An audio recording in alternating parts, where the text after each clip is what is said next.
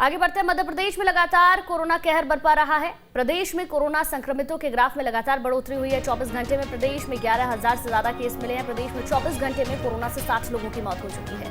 प्रदेश में कोरोना का positivity rate 22 के पार है। इंदौर में कोरोना के 1,679 नए संक्रमित मरीज मिले हैं। भोपाल में 1,681 लोगों की रिपोर्ट आई है। जबलपुर में 724 लोगों की कोरोना रिपोर्ट पॉजिटिव आई है। ग्वालियर में कोरोना के 692 नए संक्रमित मरीज मिले हैं। यानी कि स्थिति बहुत ज्यादा खराब हो चुकी है। 24 घंटे का आंकड़ा देखें तो 11,000 से ज्यादा केस सामने आए हैं।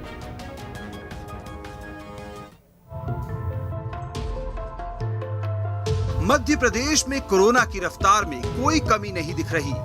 अब छोटे शहरों में भी एक दिन में 200 से ज्यादा संक्रमित निकलने लगे हैं। 24 घंटे में उज्जैन, सागर, खरगोन, शिवपुरी, कटनी, नरसिंहपुर, सतना और शाजापुर में 200 से ज्यादा नए केस सामने आए हैं। पूरे मध्य प्रदेश में 24 घंटे में 11,045 नए केस आए हैं, जबकि रिकॉर्ड 60 लोगों की मौत हुई है।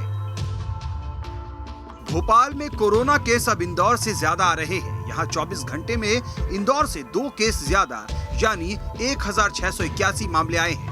भोपाल में संक्रमण दर 27% से ज्यादा है। स्थिति को देखते हुए सरकार कोरोना मरीजों के लिए सुविधाएं रिजर्व करने लगी है। एम्स में कोरोना मरीजों के लिए 500 बेड रिजर्व किए गए हैं। इसके अलावा 165 बेड का आईसीयू भी होगा।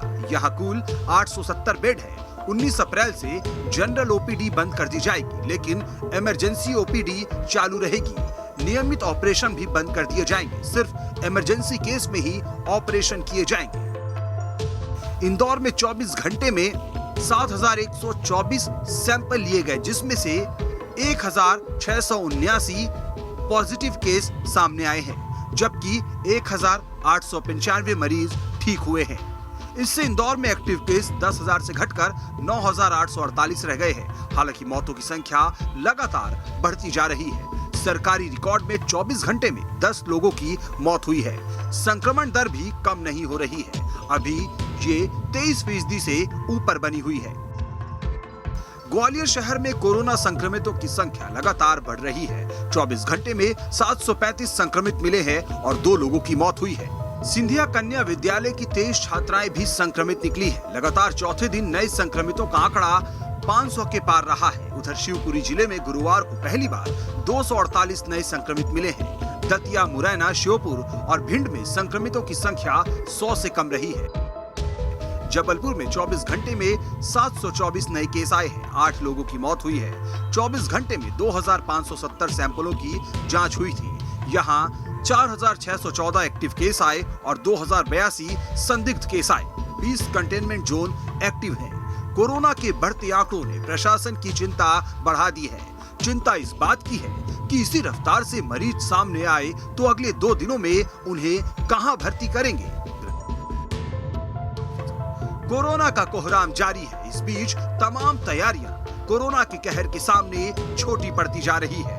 हर मुमकिन कदम उठाने के बाद भी कोरोना का तेज रफ्तार जारी है। ऐसे में अब सोशल डिस्टेंसिंग का पालन और मास्क पहनना ही कारगर हथियार माना जा रहा है, क्योंकि इसे लेकर लापरवाही बरतने वाले पीड़ितों के आंकड़े में ज्यादा शामिल हो रहे हैं। टीम न्यूज स्टेट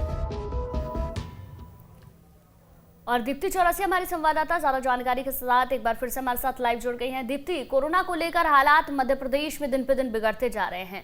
अगर पिछले 24 घंटे के आंकड़े देखें तो हर दिन 1,000 का आंकड़ा बढ़ता जा रहा है। सरकार कदम भी उठा रही है, लेकिन क्या वो कदम इस वक्त काफी नजर आ रहे हैं? क्योंकि संक्रमितों की संख्या बढ़ रही है, लोगों की जिंदगी जा रही है।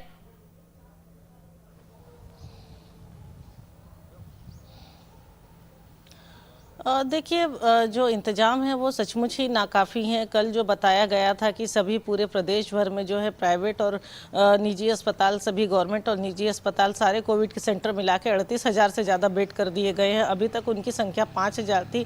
तो वो बेड जो तैयारी हुई है वो तुरंत बढ़े हैं या नहीं बढ़े हैं।